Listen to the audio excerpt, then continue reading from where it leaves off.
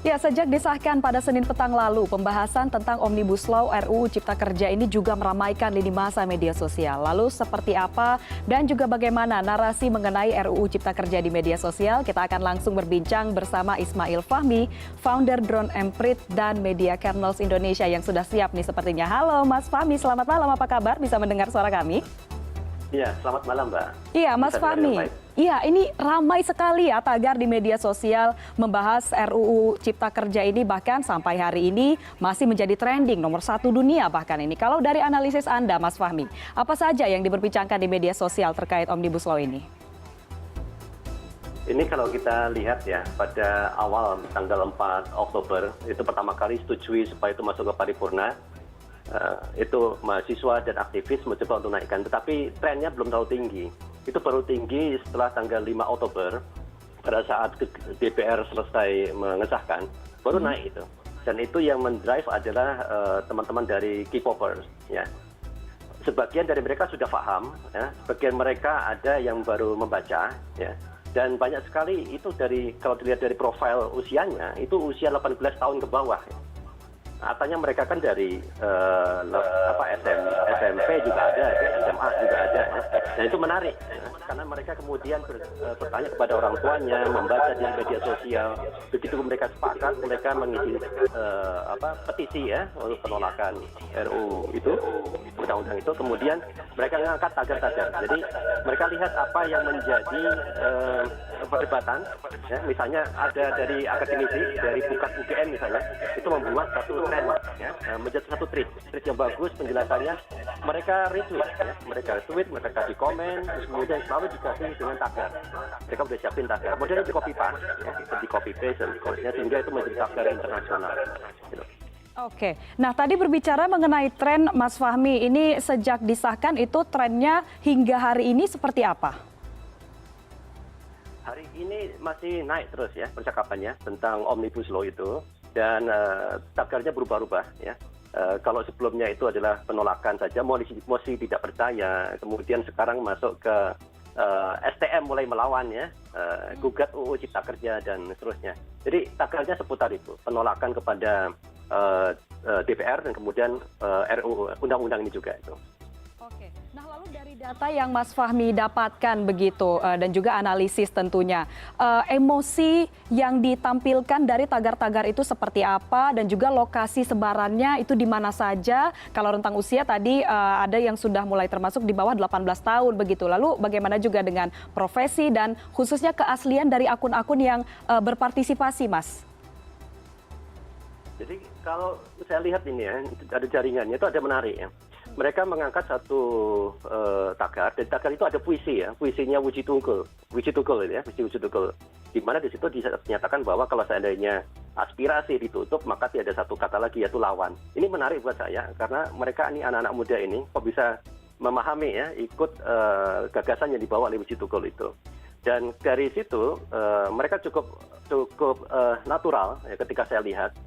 Ya, mereka membuat jaringan yang tidak mungkin dibuat oleh robot misalnya atau buzzers karena menyebar luas sekali ya, dan kalangan mereka, kalau mereka dari pelajar itu mereka sudah paham, kemudian dari pelajar mereka banyak tanya ke orang tuanya ya, dan mereka yang sudah lulus itu ada juga bilangnya ini kan kami dulu mahasiswa ya, ada mahasiswa dari hukum, ada dari kedokteran, ada kalau tidak pakai avatar mereka sehari-hari kadang menjadi engineer dan seterusnya. Jadi ini beragam, Mbak. Ini beragam, cukup membuka mata kita sebetulnya. Yang selama ini kita menganggap katakan K-popers itu mereka hanya avatar Korea saja, sukanya dengan hal-hal yang sifatnya Korea. Ternyata enggak. Di balik itu mereka manusia biasa ya, sama dengan kita gitu. Ya. Hanya dia membedakan antara gambaran dia yang suka dengan hobi dengan Korea ini dengan hal-hal sifatnya politis. Ya. Ketika bicara sama politik, mereka biasanya pakai tagar yang wajah yang lain biasanya. Tapi sekarang enggak. Mereka sama-sama meskipun menggunakan avatar Korea bicara dengan soal politik ini. Dan emosinya rata-rata mereka angry ya, marah gitu ya. Dengan kondisi ini, menolak karena dia lihat mereka tidak membaca semuanya. Banyak dibilang bahwa ini pasti belum baca semua, kan ada 900 halaman ya.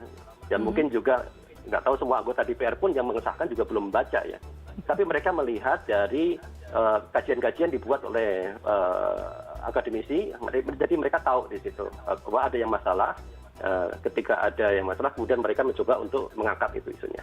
Ya, K-popers ini tadi Anda sebutkan adalah salah satu yang berpartisipasi untuk mengangkat berbagai tagar ini di media sosial hingga membawa ini menjadi trending nomor 1 di dunia. Lalu apa atau bagaimana cara membedakan akun-akun yang memang K-popers atau dengan buzzer gitu Mas yang berpartisipasi dalam mencuitkan tagar-tagar ini? Ya betul, ini salah satu menjadi concern juga pertanyaan. Benar nggak sih sebetulnya itu orang-orang betulan ya, K-popers betulan bukan buzzer. Dan di antara K-popers sendiri sebetulnya mereka bisa deteksi, oh ini buzzer ini. Mereka mencoba menggunakan avatar dari K-popper gitu. Yang membedakan itu ini, kalau avatar bisa diubah, tetapi interaksi itu kan bisa dilihat dari timeline. Mereka harus benar-benar misalnya berinteraksi dengan sesama K-popers.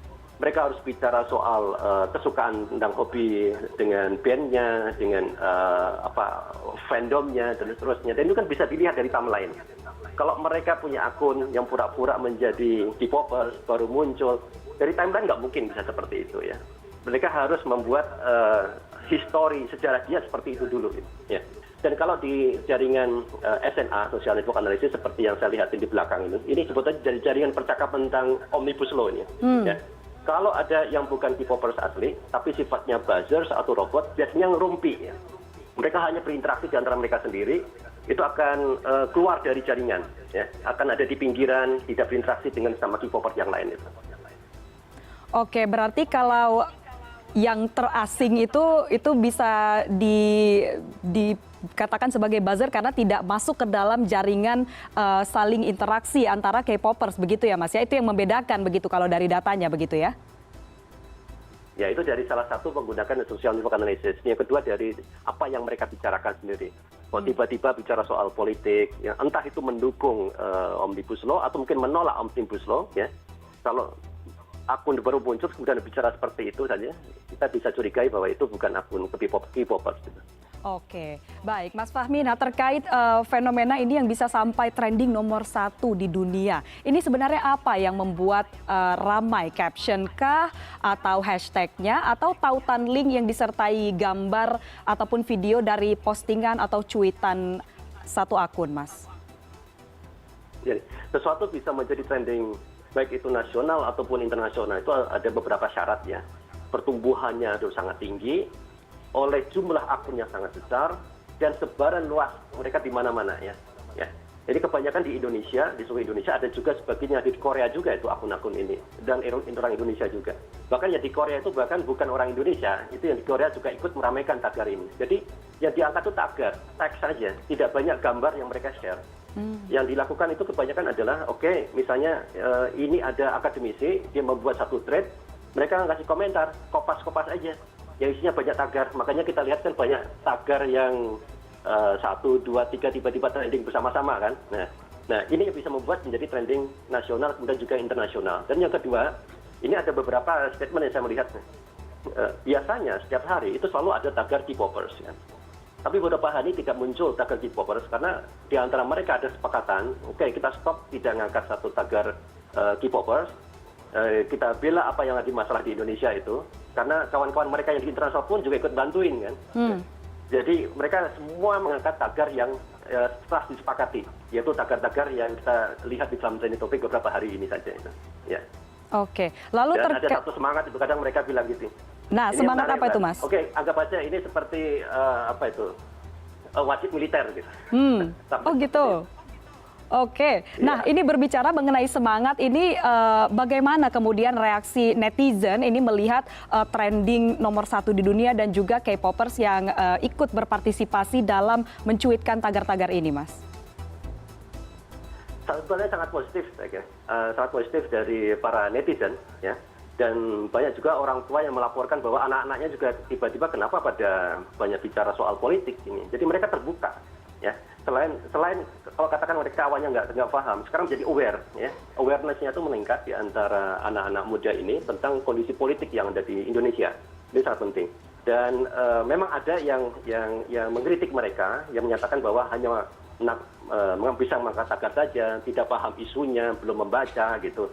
Tapi yang paling penting di sini adalah awareness ya, karena mereka adalah yang akan meneruskan masa depan Indonesia, sehingga sebagian dari mereka mungkin ada niat untuk membangun Indonesia lebih baik ya. Gitu.